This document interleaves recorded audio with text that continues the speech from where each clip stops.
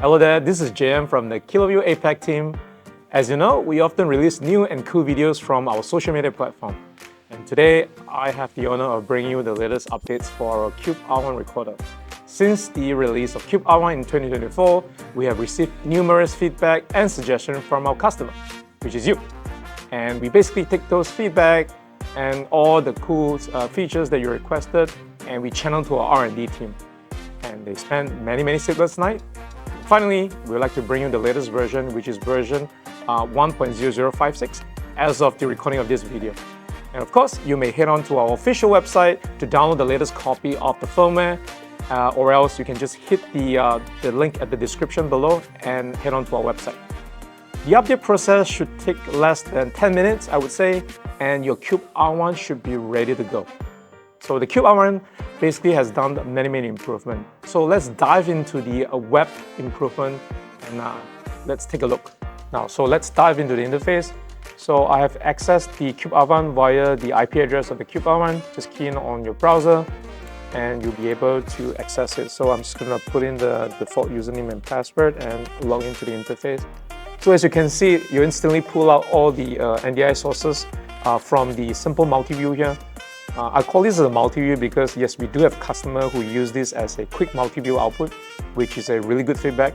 And then imagine, right, like you don't have a multi-view sort of application or hardware laying around.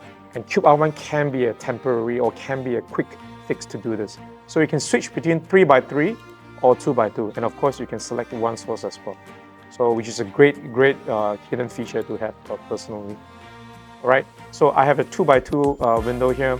So what you can do is you can quickly do a quick search. So for instance, I like to pull another VLC stream and I can just drag this and then this will immediately replace the stream, right? And then that will tell you, oh, it's the same stream. So let me just pull out the other stream from, let's just do test pattern. So let me just grab a test pattern stream. Test pattern, there you go. And then as you can see, it instantly pulls out the available NDI sources from the network.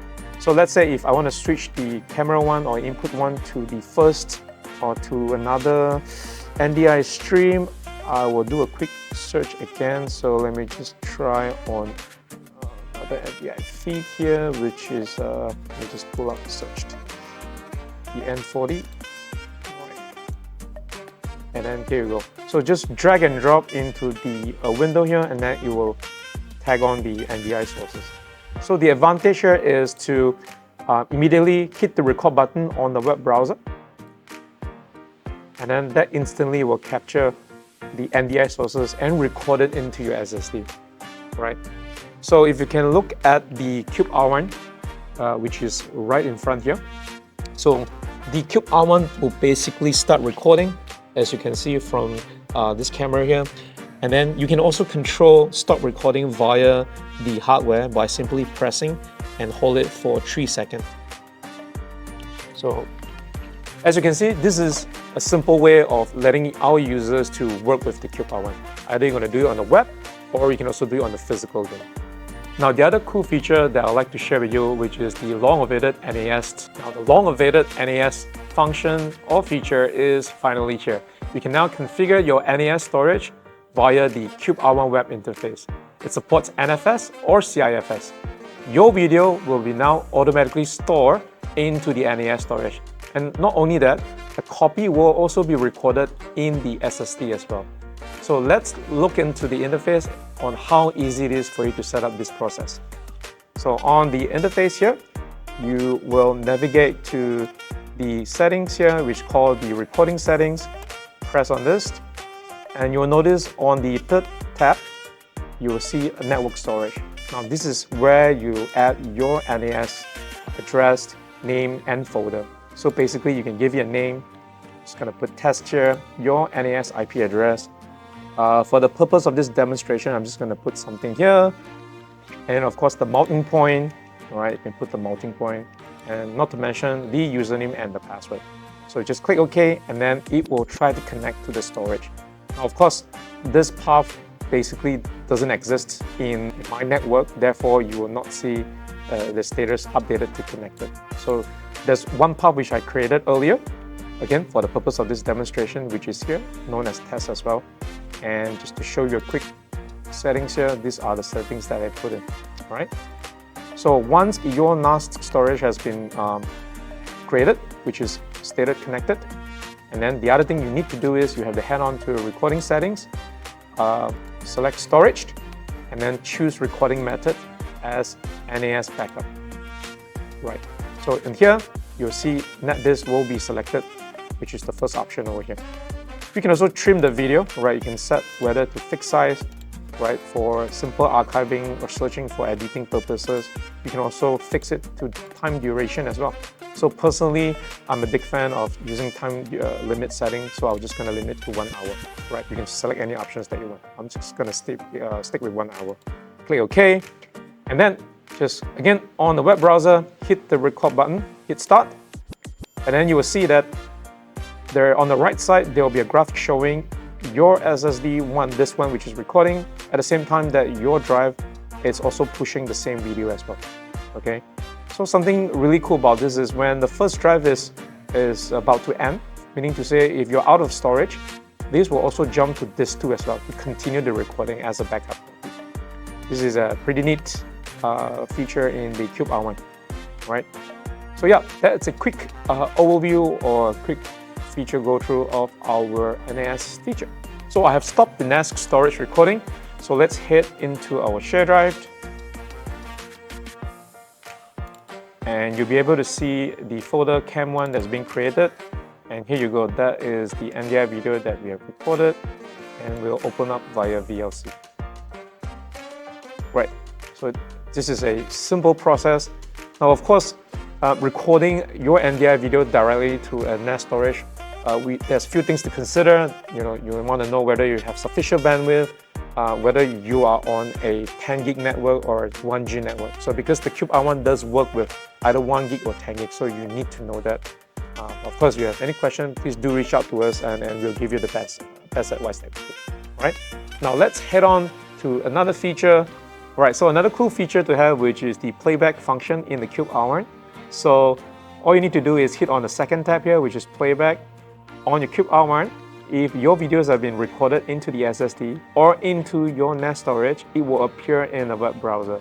So as you can see on the left tab, you get your disk 1 and you get your NAS storage as well.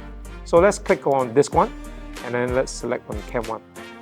So the videos that we recorded, let's say if they're on HX 264 or 265, you can directly preview those video here, as you can see, right? And the audio works as well, just that for this video recording, you might not be able to hear the audio.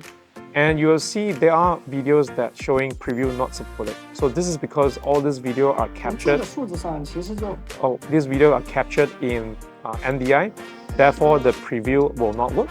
However, you will be able to download it directly into your computer.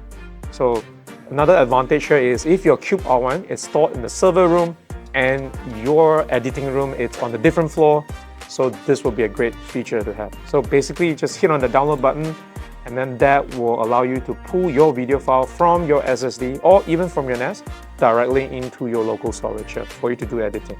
So the latest firmware of Cube R1 also includes the updated NDI 6 SDK. Meaning to say, if you have any NDI 6 video that is on your network, you can now pull it and record it directly into the Cube R1. So let's head into my desktop and I'll show you. So right here, you have a NDI 6 test pattern generator, which you can see it's selected from SDR and move into HDR, and it's on HLG. And at the same time, I do have some HDR video playing using my VLC. So let's head back to my Cube R1 web interface. And right now, it's showing a test pattern which is from Rec 709, normal SDR. And let me just pull my test pattern 2, which is a HDR test pattern. As you can see, it's being shown here. And of course, I can try the HDR video source as well. And that will also be played here. All right, and what I'll do is I hit a start report, and that would capture that video and directly store into your SSD. And of course, if you have NAS being configured, that would also go into your NAS as well. So again, this update is absolutely free, and I encourage you to do so to basically allow your Cube R1 to support NDI6. Alright, so let's head to the physical unit of the Cube R1. So the recent update also allowed the front audio jack here, if you can see. So now this front audio jack works with the audio monitoring function. So let's do a quick check here. I have 4 sources running, and I'm just going to hit the record button. And now I'm going to plug in the audio jack here. So we can use this is a normal headset, and basically for this to work right, as it's recording, you will just need to click on one of the clip. I've selected this clip, and right now you can hear the audio. I'm just going to place this next to the microphone. You can hear it. Right? Of course, let's try another clip. So you'll be able, this clip is a bit soft, right? You'll be able to hear it as well. So generally, the firmware update has enabled the 3.5mm audio jack monitoring, which is very cool. Let me just stop the recording. Now, the other sort of cool feature I'd like to highlight here, which is from the back of the Cube R1, you'll be able to see there are 2 SFP slots, right? And right now one is plugging one of the copper SFP here. So the idea for these 2 SFP is it allows you to link up to 2 different subnets, right? So when I talk about 2 different subnets, means both of the subnets, if your current setup condition, they are not able to communicate with each other, but you would like to capture the NDI source, right? Regardless, right? Subnet 1 and 2, those videos are in there, they are not able to communicate or route. However, you can plug them in, right? Maybe this will be subnet 1, subnet 2, right? Both of the subnet videos will basically appear in the Cube R1, right? So as long as those NDI videos are in there, the Cube R1 will be able to discover it, and you can record directly into it. So which is good, right? So, you know, during some certain setup, certain situation that you don't have an IT specialist, this is a great solution over here. So that's all I have for today. If you wish to know more, please head on to our website at www.kilview.com.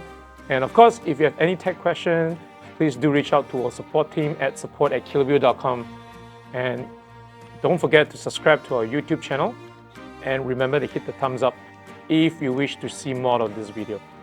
Thank you again, and I'll see you guys on the next one. Cheers.